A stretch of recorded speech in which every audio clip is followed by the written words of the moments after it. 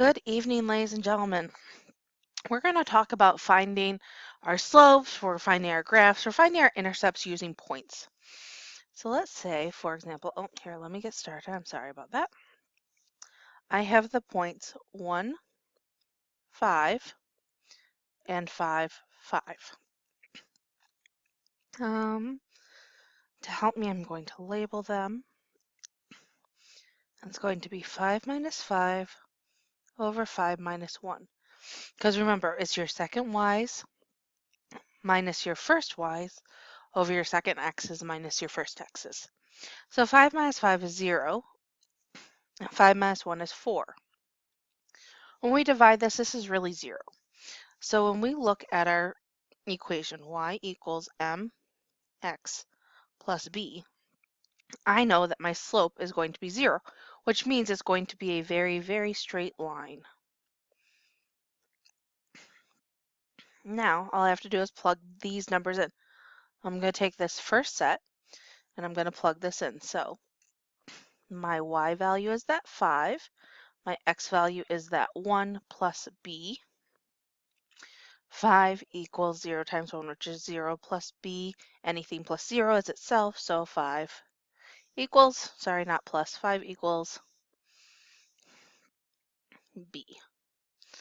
Now, when we look at the equation, let me rewrite it with everything. That might help too. So we have y equals 0x, because we have no slope, plus 5. Now, if I'm looking at this, my x-intercept, because if it doesn't exist, there's no x-intercept. So it's undefined. But my y-intercept, and remember I can always tell my y-intercept because that's my b value, is going to be 5.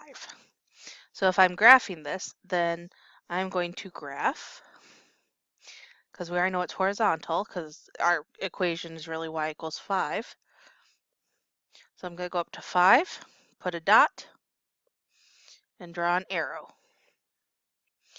And so we have no x-intercept because it will never cross the x-axis, and it will always cross the y-axis at 5. Okay? So all you're doing is putting these things in to help you. Let's take a look at another one. Let's see. I have the coordinate points 1, 4, and 3, 2. Here's my x1, y1, x2, y2. So I'm going to do 2 minus 4 over 3 minus 1. So this is going to give me a negative 2 over a positive 2. And when I reduce this, it really becomes 1. So again, I want my y equals mx plus b, so I want my slope-intercept form. And remember, this is my m value, so I don't have to worry. This is my m value of negative 1, and I'm just going to take this first set of coordinate points, and in place of my x's and y's, that's what I'm going to put in. So in place of my y, it's going to be 4, and in place of x, it's going to be 1. So let me just rewrite it with all of that stuff in there. So it would be 4 equals negative 1 times 1 plus b. So it's going to be 4 equals negative 1 plus b. And remember, the opposite of negative 1 is a positive 1 or plus 1. You need to add 1 to both sides. These cancel. We're getting a lot of 5s here. We're getting a lot of 5s here. So what I want is I want y equals negative 1x plus 5. Now, there's a couple ways I can do this. One of them is geographically. So let me, or graphically, I'm sorry, not geographically, graphically. So let's see if we can do this. So at 1, positive 4, we have a point, and at 3, positive 2. Okay, so our slope's it's going to be a negative slope. It's going to be going this way. This is kind of just giving you a hint at what the graph's going to look like, because you want to graph this. And now I need to find the x and y intercepts. So remember, if I'm finding the x-intercept, then the x needs to be by itself and y needs to be 0. And the nice thing is that we've already found our y-intercept because that's the b value. So let's just find the x. So in order to do that, my y has to become 0. It equals -1 times x plus 5. So I'm going to subtract 5 from both sides. And 0 minus 5 or 0 plus -5 is -5 equals -1 times x, because these cancel. Divide by -1, and we get +5 equals x.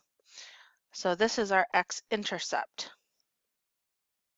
So 5 is our x-intercept, and 5 is our y-intercept. So wherever it's going to cross here, this point will be 5 on the x-axis, and wherever it's going to cross here, this point will be 5 on the y-axis.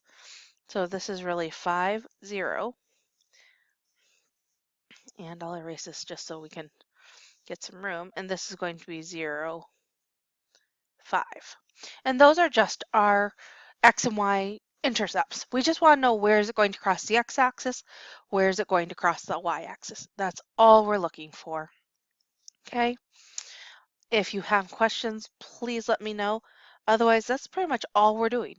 We're finding the slope, we're graphing it, and then we're just finding our x and y intercepts. And remember, the way that we find our y intercepts, we're solving for b. Okay, and you just use your coordinates to help you with that. Okay, and then once you do that and you find your equation, you just need to plug 0 in for y to find your x-intercept. Okay, so hopefully that helps, especially if it's not very clear when you graph it. Again, if you have questions though, please let me know.